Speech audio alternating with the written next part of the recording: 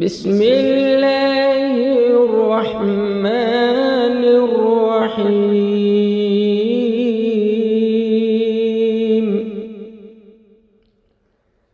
ألم تر كيف فعل ربك بأصحاب الفيل؟ ألم يجعل كيدهم في تضليل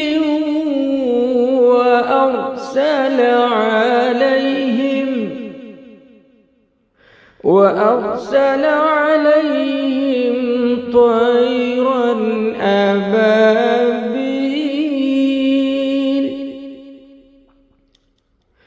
ترميهم